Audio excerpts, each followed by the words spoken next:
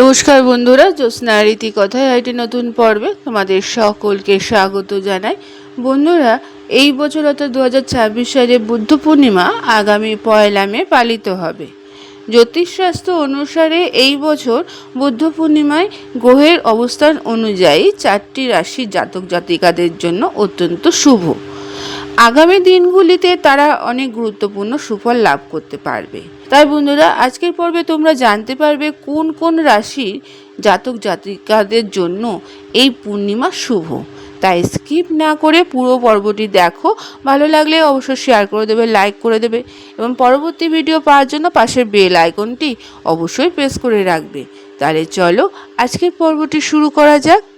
বন্ধুরা, বৈশাখ মাসের যে পূর্ণিমা হয় তাকে বুদ্ধ পূর্ণিমা বলা হয় বা বৈশাখী পূর্ণিমাও বলা হয়ে থাকে। এই বছর বুদ্ধ পূর্ণিমা পালিত হবে শুক্রবার 1 মে 2026। হিন্দু ধর্ম অনুসারে এই দিনে ভগবান বিষ্ণু এবং দেবী লক্ষ্মীর পুজো করা অত্যন্ত শুভ। তবে জৈনরা এই দিনে ভগবান বিষ্ণুর নবম অবতার গৌতম বুদ্ধের পুজো করে থাকে। গ্রহের অবস্থান অনুসারে এইবার বুদ্ধ পূর্ণিমায় মেষ রাশিতে সূর্য এবং বুধের সংযোগ ঘটবে।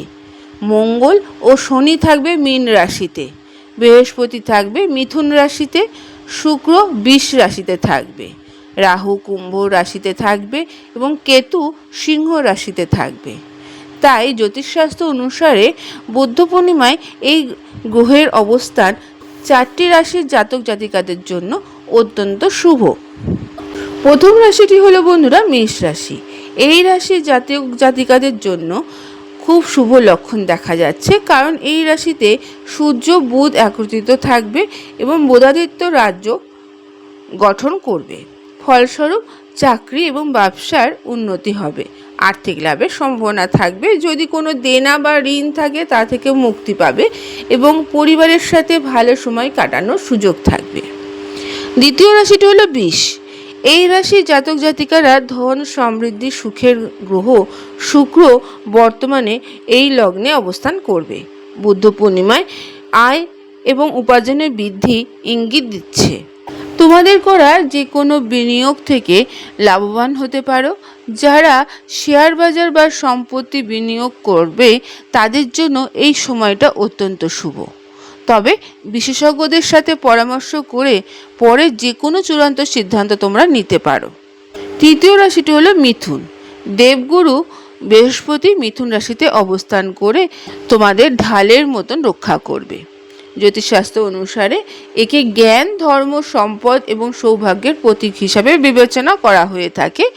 বুদ্ধ পূর্ণিমার দিনে যদি অপ্রত্যাশিত ধন সম্পদ লাভ বুদ্ধ পূর্ণিমার দিনে তোমরা অপ্রত্যাশিত ধন সম্পদ লাভ করতে পারবে।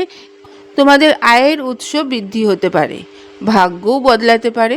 সরকারি চাকরির জন্য প্রস্তুতি নিচ্ছ তারা বা বিদেশে পড়াশোনার স্বপ্ন দেখছো তারা সুসংবাদ পেতে পারো। যারা সরকারি চাকরির জন্য প্রস্তুতি নিচ্ছ বা বিদেশে পড়াশোনার জন্য স্বপ্ন দেখছো তাদের জন্য সুসংবাদ হতে পারে। চতুর্থ রাশি হলো মীন রাশি। শনি এবং মঙ্গল মীন রাশিতে অবস্থান করবে। বুদ্ধ পূর্ণিমায় এই দুটি গ্রহের সংযোগে তোমাদের জন্য নানা উপকারী হতে পারে। আত্মবিশ্বাস অটুট থাকতে হবে। তোমরা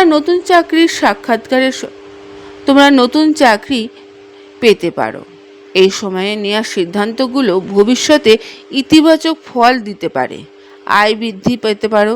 তার পাশাপাশি সঞ্চয় যথেষ্ট পরিমাণে বাড়বে, খরচ কমে যাবে এবং তোমরা অপ্রয়োজনীয় জিনিসপত্রের জন্য অর্থ ব্যয় করতে এই সময় বিরত থাকবে। বন্ধুরা, আজকের পর্বটি এখানেই শেষ করলাম। এতক্ষণ আমার ভিডিওটি দেখার জন্য ও শোনার জন্য তোমাদের অসংখ্য ধন্যবাদ।